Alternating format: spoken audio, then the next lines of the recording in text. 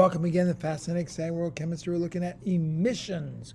Going back there again, the process to determine the placement of electrons in atomic space on the light emitted or absorbed. Now, there's two ways we can do this, either through bright line or dark line spectrums. And these identify where the electrons are located. So if we're doing bright line, these are where the electrons get excited, release specific energy as they fall back down. Those give those lines here. If an atom is excited, the electron jumps up and that leaves that spot out where the electron absorbs, and that's how we get those dark line spectrums. All right, so we did this before, beginning of the year, last year. Two equations, nu is equal to C over lambda, and E equals H times nu. So if we give you a problem, calculate the energy of an electron if it absorbs a light emission of 425.7 nanometers. That would be a dark line spectrum. All right, we have to start with our first equation. Nu is equal to C over lambda, where nu is frequency, C is the speed of light in a vacuum, and lambda is the wavelength. So we don't know the frequency.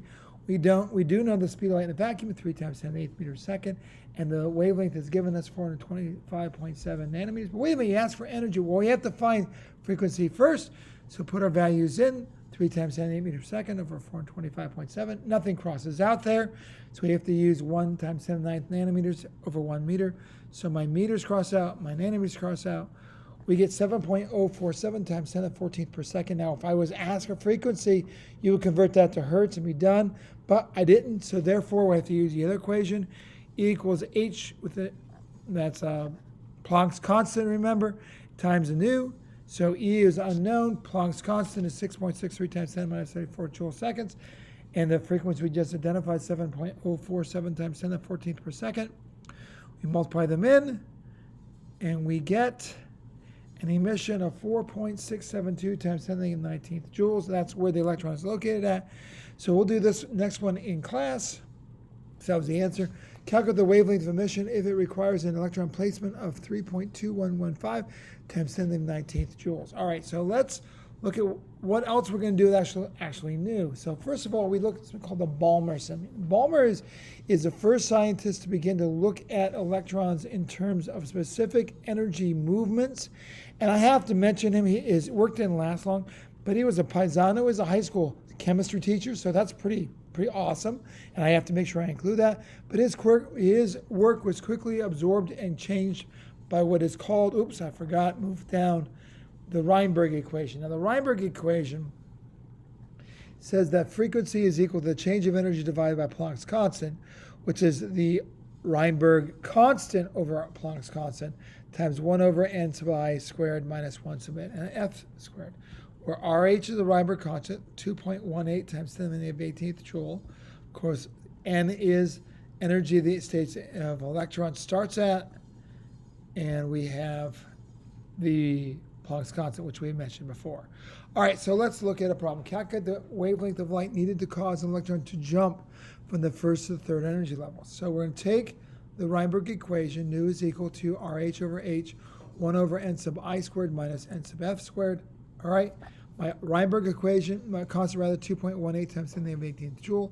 Planck's constant 6.63 times 10 minus 34th joule seconds. I'm starting the first energy level. I'm finishing the third energy level. So we take the Reinberg constant, divide by Planck's constant, multiply by 1 times 1 squared minus 1 times 3 squared. We get 1 over 1 minus 1 ninth. We get 2.923 times 10 to the 15th per second. We then use the new equation, nu is equal to C over lambda. We want lambda, we want wavelength, so lambda is equal to C over nu.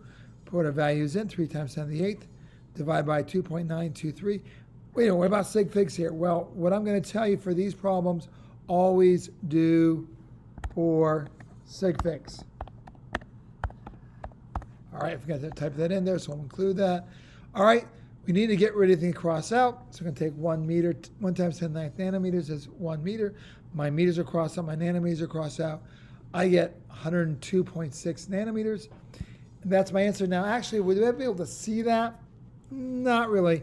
That would be in the UV part of the spectrum. If I was a fly, I'd be able to see that. But as a human, I would not be able to see that. All right, We'll look at the following then in class. What is the light wavelength is released as electron falls from the third energy level to the second energy level. Also determine the amount of energy is released. That's it. Any questions, let me know. Take care. Be good. Bye.